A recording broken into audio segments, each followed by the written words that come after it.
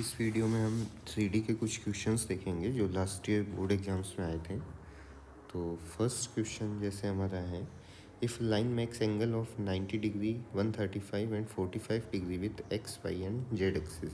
इसका मतलब अल्फ़ा का वैल्यू हो गया हमारा 90 degree, beta is equals to 135 degree and gamma is equals to 45 degree. Then its direction cosines are asked. तो डायरेक्शन कोसाइंस का मतलब हो गया हमारा एल एम एन का वैल्यू। तो एल होता है cos alpha, so cos of 90 degree that is 0। M हो जाएगा कोस बीटा, सो कोस 135। कोस 135 को चेंज करेंगे कोस 180 माइनस 45, तो ये हमें मिलेगा minus of cos 45 degree that is -1/√2।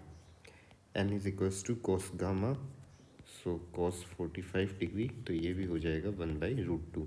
इसका मतलब direction cosines L M N की वैल्यू हमारी कितनी आ जाएगी, 0, -1/√2, 1/√2। तो ऑप्शन ए करेक्ट हो जाएगा। Next second question, the angle between the lines. तो दो लाइन्स हमें दे रखी हैं, 2x equals to 3y equal to -z। तो पहले इसको स्टैंडर्ड फॉर्म में अगर चेंज करें तो ये बनेगा x upon 1/2 is equals to y upon 1/3 and z upon -1। इसको थोड़ा और सिंप्लीफाई अभी कर सकते हैं क्योंकि डिनोमिनेटर में जो डायरेक्शन रेशियोज हैं इनको LCM से अगर मल्टीप्लाई कर दें तो 6 से अगर सभी को मल्टीप्लाई करें डिनोमिनेटर्स को तो x upon 3, y upon 2 and z upon -6 बन जाएगा। तो ये हमारा फर्स्ट लाइन हो गया। सेकेंड लाइन का इक्वेशन गिवन है 6x equals to -y equal to -4z। तो इसको भी स्टैंडर्ड फॉर्म में चेंज करो, तो x upon 1/6 equal to y upon -1 equal to z upon -1/4। फिर से LCM से डिनोमिनेटर्स को मल्टीप्लाई कर देंगे, तो LCM इसका आ जाएगा 12, means x upon 2, y upon -12 and z upon -3। तो फर्स्ट लाइन के डायरेक्शन रेशो हो गए हमारे पास, A1 का वैल्यू 3, B1 का वैल्यू 2 एंड C1 का वैल्यू -6। सेकेंड लाइन के डायरेक्शन रेशो हो गए A2 equals to 2, B2 equals to -12 and C2 equals to -3।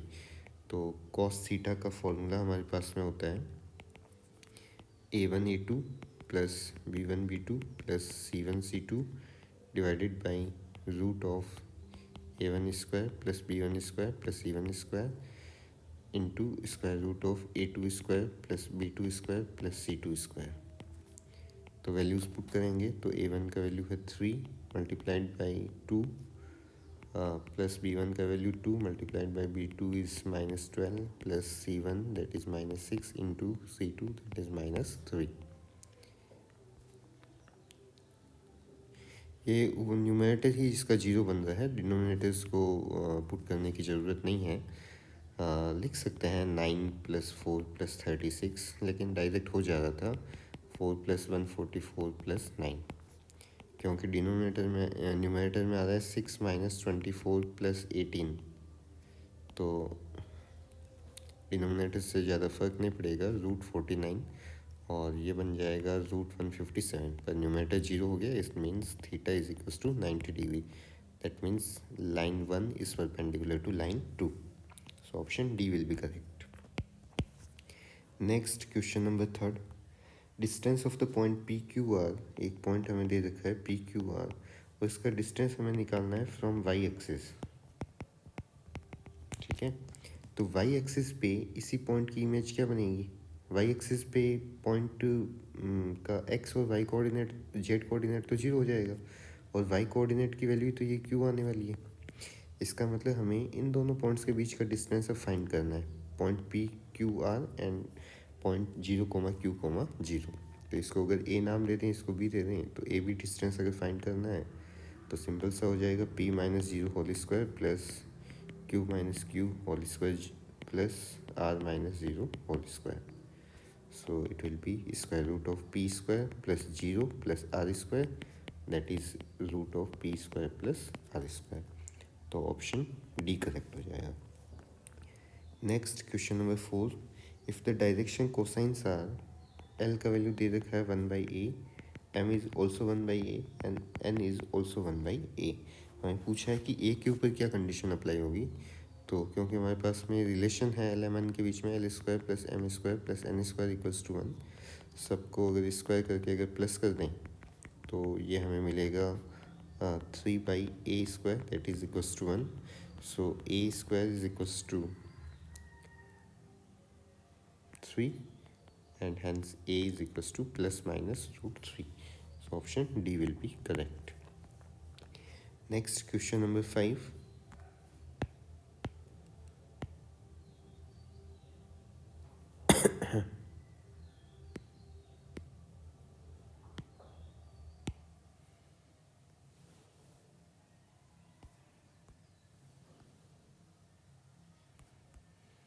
Next question number 5 है हमारे पास में, the point P A, B, 0 lies on the line का इक्वेशन दे रखा है हमें, x + 1/2, y + 2/3 एंड z + 3/4।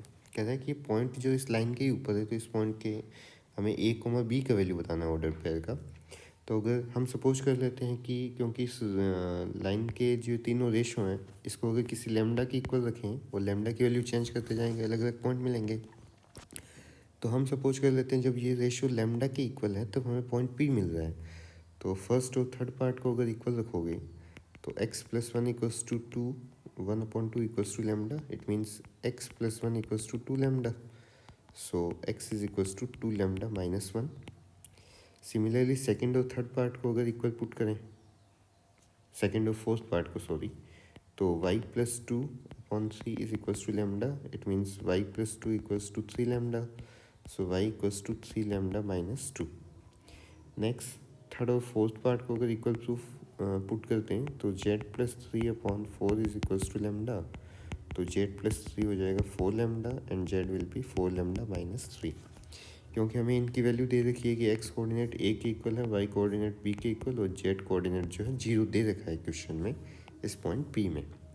तो z कोऑर्डिनेट का जो वैल्यू दिया है 4 लेमडा माइनस 3 इक्वल्स टू 0, तो यहाँ से हमारा लेमडा का वैल्यू आ जाएगा, लेमडा इक्वल्स टू 3/4, और यही लेमडा की वैल्यू हम जो है x और y में पुट कर देंगे तो हमें पॉइंट A और B का वैल्यू मिल जाएगा।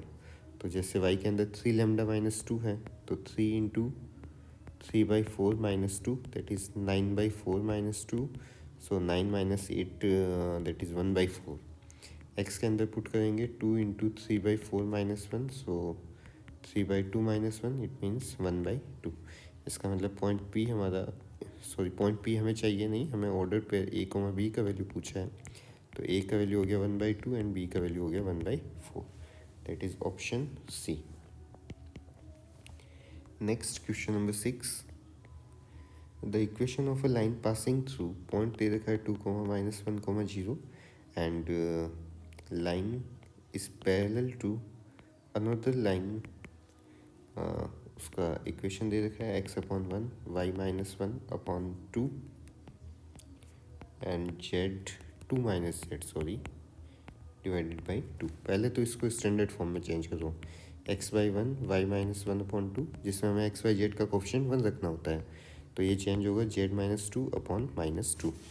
तो क्योंकि जो हमारा रिक्वायर्ड लाइन 2 है वो लाइन 1 के पैरेलल है, तो डायरेक्शन रेशियो तो उसकी प्रोपोर्शनली होंगी, इसका मतलब हम इक्वल ले सकते हैं। सो लाइन 2 का इक्वेशन हमारा हो जाए, क्योंकि 2, -1, 0 से पास हो रहा है, सो x - x1 होता है, इट मीन्स x - 2 डिवाइड में 1 आ जाएगा। जो फर्स्ट लाइन के डायरेक्शन रेशियो है वही वापस लिख सकते हैं। नेक्स्ट y - y1, सो y + 1 डिवाइड में 2 एंड z - 0 डिवाइड में आ जाएगा -2। तो हमारी इक्वेशन हो जाएगी x - 2/1, y + 1/2 and z/-2।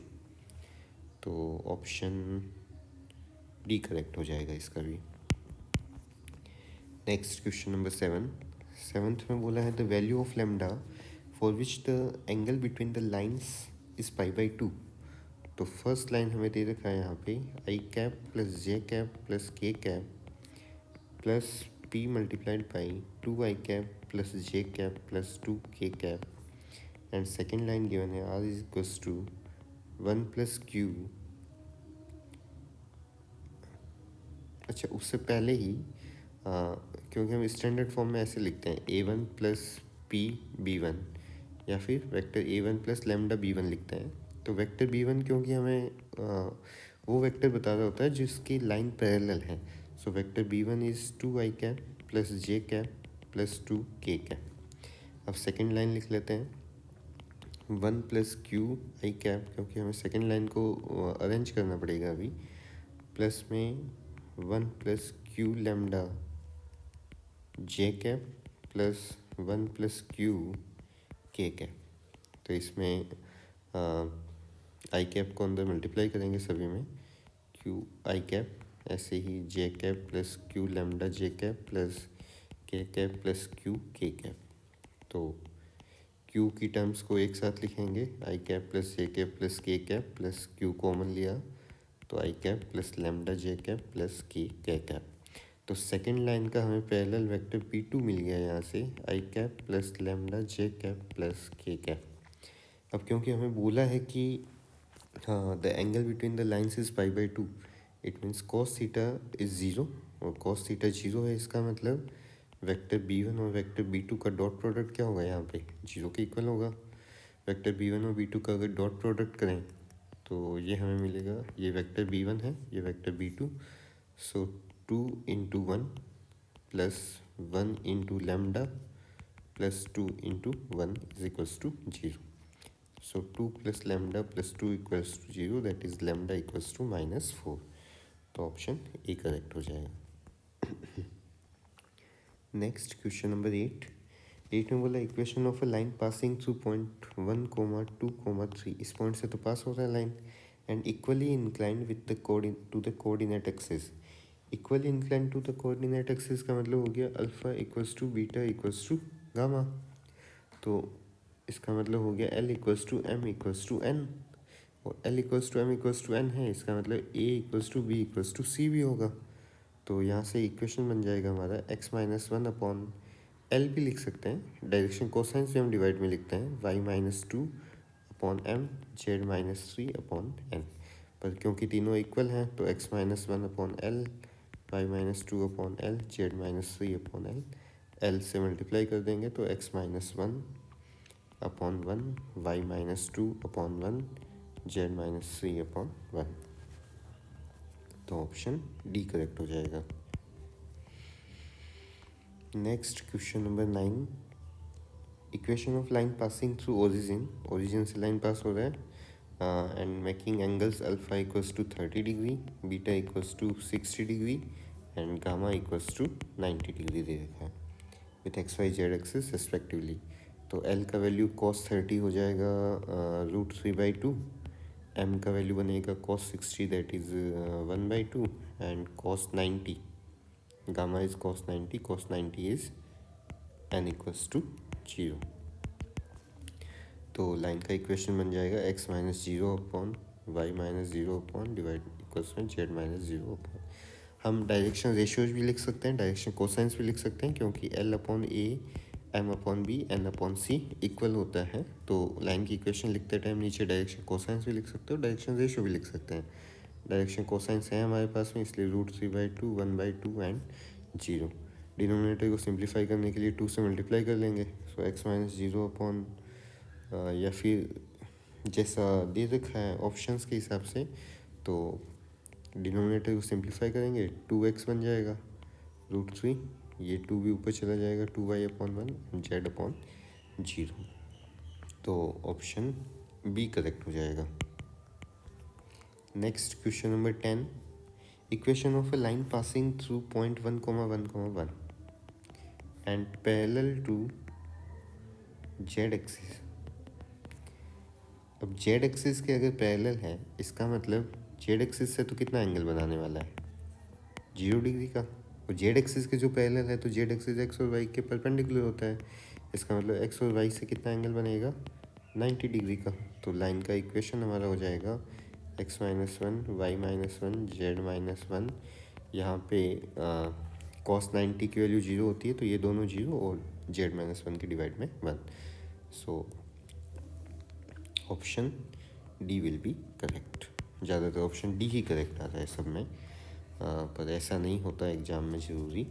11th question देखो, direction ratio of a line parallel to Z axis.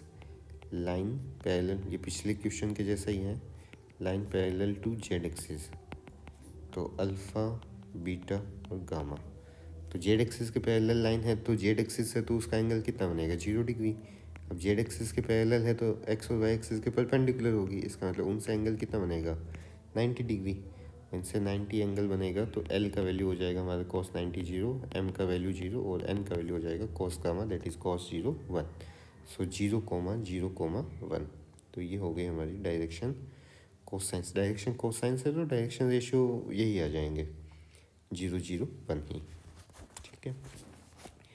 Next question number 12 में दिया direction cosines of a line perpendicular to both X and Z axis. तो X और Z के perpendicular होगी, तो perpendicular to X axis, perpendicular to Z axis. तो X axis के perpendicular है, इसका मतलब अल्फ़ा का वैल्यू 90। जेड एक्सिस के भी परपेंडिकुलर है, इसका मतलब गामा का भी वैल्यू 90। और जो एक्स और जेड एक्सिस के परपेंडिकुलर होगा, कौन सा एक्सिस होता है, वाई एक्सिस, इसका मतलब the line will be parallel to Y axis, और वाई एक्सिस के पैरेलल है तो बीटा कितना हो जाएगा हमारा, 0 डिग्री। सो एल का वैल्यू हो गया cos 90 0, M is cos beta that is 1, और N is equals to cos gamma, तो cos 90 वो भी 0। तो 0 1 0 ये हो जाएंगे डायरेक्शन कोसाइंस। तो option D will be again correct. तो 3D के क्वेश्चन में सब में लगभग डी ऑप्शन को ही करेक्ट दिया था सीबीएसई ने। 13th क्वेश्चन है direction cosines of the line. तो लाइन दे रखा है x-1/2, 1-y/3, 2z-1/12। तो इसके डायरेक्शन कोसाइन चाहिए तो पहले डायरेक्शन रेशियो भी चाहिए होंगे, पहले सिंप्लीफाई कर लो इसको। x-1/2 स्टैंडर्ड फॉर्म में नहीं है अभी। ये y-1 बनेगा तो नीचे माइनस लग जाएगा, यहाँ z-1/2, क्योंकि 2 एक्स्ट्रा था वहाँ पे तो 2 पहले कॉमन आया, ये 2 12 को कैंसिल आउट करेगा तो ये बनेगा x-1/2, y-1/-3 and z-1/2 divided by 6। तो a का वैल्यू 2 हो गया, b का वैल्यू है -3 एंड c का वैल्यू है 6। तो l का वैल्यू निकालना है तो 2 डिवाइडेड बाई 2 का स्क्वायर 4, 3 का स्क्वायर 9, 6 का स्क्वायर 36, दैट इज़ 2/7 आ जाएगा। तो फिर m की वैल्यू बनेगी -3/7 and n will be 6/7। a/√a² plus b² plus c², m equals to b/√a² plus b² plus c²। तो वो फॉर्मूला हम यहाँ पे यूज कर रहे हैं। तो L, M एंड N का वैल्यू हो गया 2/7, -3/7 एंड 6/7। तो option D will be correct. Next question number 14 assertion reasoning का क्वेश्चन है। लाइन्स दे रखी है हमें r=a1 plus lambda b1, r=a2 plus mu b2 are perpendicular. Perpendicular क्योंकि हमारे पास में cos थीटा का फॉर्मूला होता है। अगर वेक्टर फॉर्म में दिया है तो vector b1 dot b2 divided by mod of b1 mod of b2। क्योंकि अगर परपेंडिकुलर है तो ये 0 के इक्वल हो जाएगा, it means b1 dot b2 will be equals to 0। तो असर्शन तो यहाँ पे हमारा ट्रू है, और ये एंगल का वैल्यू दे रखा है तो डेफिनेटली असर्शन और रीजन दोनों ट्रू हैं, इसका मतलब करेक्ट एक्सप्लेनेशन भी है, तो ऑप्शन ए करेक्ट हो जाएगा। Next question number 15 line through the point 4 7 8। एक पॉइंट हमें दे रखा है 4,7,8। नेक्स्ट पॉइंट भी हमें गिवन है यहाँ पे 2,3,4। तो इट इज़ पैरेलल टू, तो पहले हम इनका डायरेक्शन रेशो निकाल लेते हैं। a1 का वैल्यू बनेगा x2 माइनस x1 का जो फॉर्मूला यूज करते हैं, तो 2 - 4 दैट इज़ -2। b2 का वैल्यू बनेगा 3 - 7 that is -4 and c2 will be z2 - z1, so 4 - 8 -4। Next हमें एक और लाइन के दो पॉइंट्स दे रखे हैं। पॉइंट सी गिवन है -1 -2 एंड -1।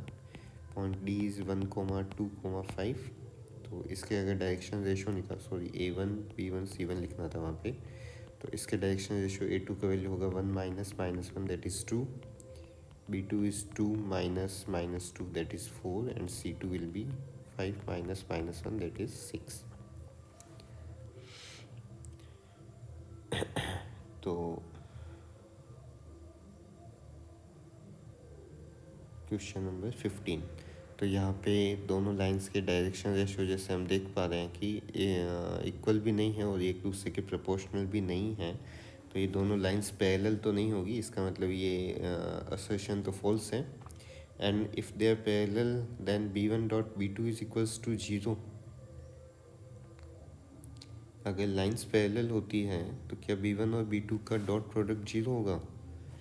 तो लाइंस अगर पैरेलल हुई तो दोनों के बीच का एंगल 0 हो गया। हाँ, तो b1 डॉट b2 0 ही होगा, तो रीजन इसका ट्रू हो जाएगा, असर्शन फॉल्स है। सो option D will be correct for it. ठीक है, क्योंकि वेक्टर फॉर्म में b1 डॉट b2 का वैल्यू 0 होगा। तो कार्टेशियन फॉर्म में हम देखें तो a1 upon a2, b1 upon b2 and c1 upon c2 इसकी वैल्यू इक्वल आनी चाहिए थी। ठीक है, सो नेक्स्ट क्वेश्चन नंबर 16 में दिया है equation of line passing through the points 1, 2, 3 and point B हमें गिवन है 3, -1, 3। तो इक्वेशन क्या बनेगा? x माइनस, इसमें क्योंकि सेकंड पॉइंट के रेस्पेक्ट में इक्वेशन बना रखा है तो हम भी वही करते फिर ऑप्शन के अकॉर्डिंग।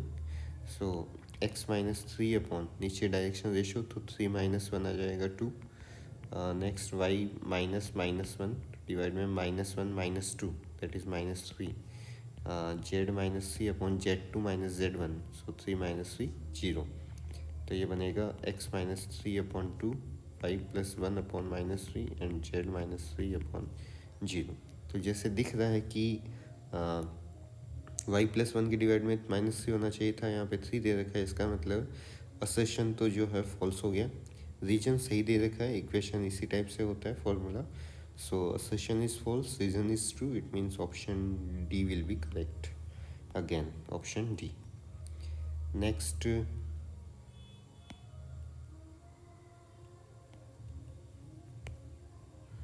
question number 17.